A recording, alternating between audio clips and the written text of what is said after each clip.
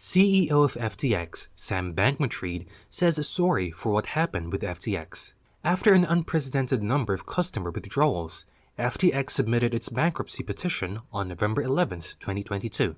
Bankman-Fried, who was serving as CEO at that time, confessed that the company did not have sufficient funds in reserve to satisfy the demands of its clients. Sam Bankman-Fried, the ex-CEO of FTX, spoke at the Dealbook Summit via video stream from the Bahamas despite strong criticism. The ex-billionaire revealed details about the collapse of his once vast Bitcoin enterprise, his involvement in a financial disaster estimated at $10 billion, and his political contributions in the US. When asked if he has any criminal liability as a result of his involvement in the collapse, he provides candid responses.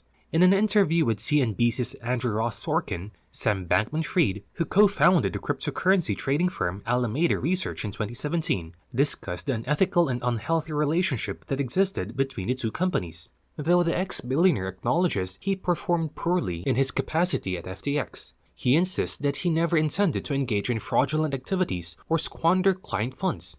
Bankman-Fried, whose once $15 billion fortune has shrunk to $100,000 and a single credit card, says he's not concerned about his future and is instead laser-focused on cleaning up the mess that he made with FTX and Alameda. Let us jump right into the interview, where the former billionaire is on the defense about his part in the crash that has damaged the whole cryptocurrency industry. The long and short of what happened, and I'll start by saying, just to make a distinction here, you look at the U.S. platform, you look at the international platform.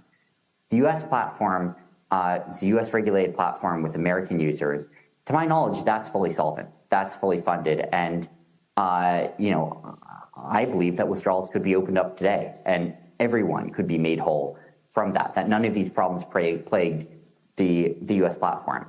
Then you look at the international platform, for their non-U.S. users.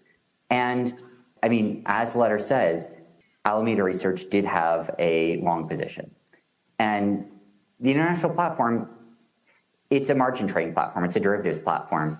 It's a platform where all the clients were, going on, placing something as collateral and using that to put on a position, whether that's a futures position, a spot position, a borrow. What the exchange was storing was the collateral from all of those positions. Alameda Research was, one of those that put on positions there.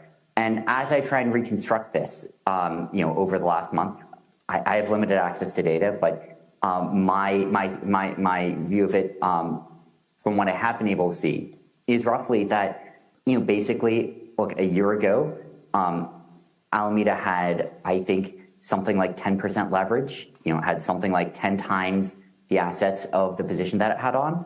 Over the course of the last year, there were a number of market crashes that drove the value of those assets down and the leverage up. I think it was, to my knowledge, still under 2x leverage, as of a month ago. You look at what happened this month, and in a few days, all out, PR assault, which led to a total market collapse in a pretty short period of time, no bid-side liquidity. I think more than $10 billion wiped off in the matter of days. And realistically speaking, no ability for FTX to be able to liquidate that position and generate everything that was owed. But there were a number of other parts of the terms of service and a number of other parts of the platform on top of that. There is the borrow lending facility, where users were lending billions of dollars of assets to each other, collateralized by assets on the exchange. You had obviously futures contracts where there are leveraged positions on. Now, of course, all of this, it's meant to be the case that these are positions where FTX could, if it needed to, margin call those positions and close them down in time such that it would cover all of those, all those shorts, all those liabilities. Obviously, that wasn't the case here, and that's a massive failure of oversight, of risk management, and of diffusion of responsibility from myself running FTX. I didn't knowingly commingle funds. And again, one piece of this, you have the margin trading. You have customers borrowing from each other. Alameda is one of those. I was frankly surprised by how big Alameda's position was, which points to another failure of oversight on my part, and failure to appoint someone to be chiefly in charge of that, but I wasn't trying to commingle funds. According to Sam, over the course of the last year, the number of markets that crashed drove the value of those assets down and the lever dropped. It is still under 2 times leverage as of a few months ago. But looking at what happened this month, he already knows that in a few days, there will be a PR result that leads to a total market collapse in a short period of time. When asked about criminal liability at this point, Sam believes that there's a right time and place for him to think about himself and his future. But it is pretty likely that this is not the right time for that. SBF went on a buying frenzy after the Terra Luna collapse in May, apparently in an effort to prevent a wider industry collapse. However, some of the businesses that FTX was hoping to acquire had given Alameda substantial loans. At the Dealbook Summit on Wednesday, the former billionaire expressed his opinion that the now bankrupt trading firm had paid back all credit lines to different borrowing departments. According to court documents, the firm still owes BlockFi more than $680 million.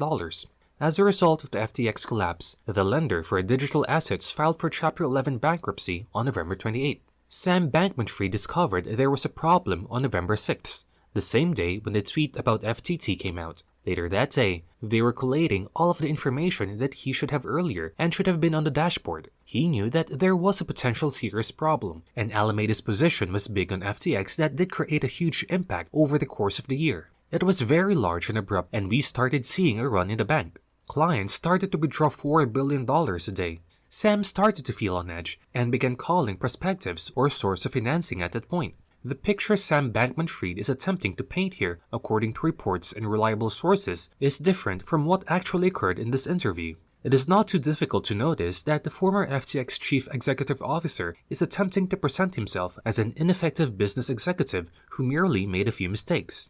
But this goes much beyond a few slip-ups. It is a systematic and ongoing violation of the laws, policies, and the trust of the public. It is clear that SBF enabled the organism-host relationship between FTX client funds and Alameda Research, as stated by the new leadership of the cryptocurrency exchange. Do you think that Sam Bankman-Fried did not intend to harm the crypto industry? Share with us your thoughts.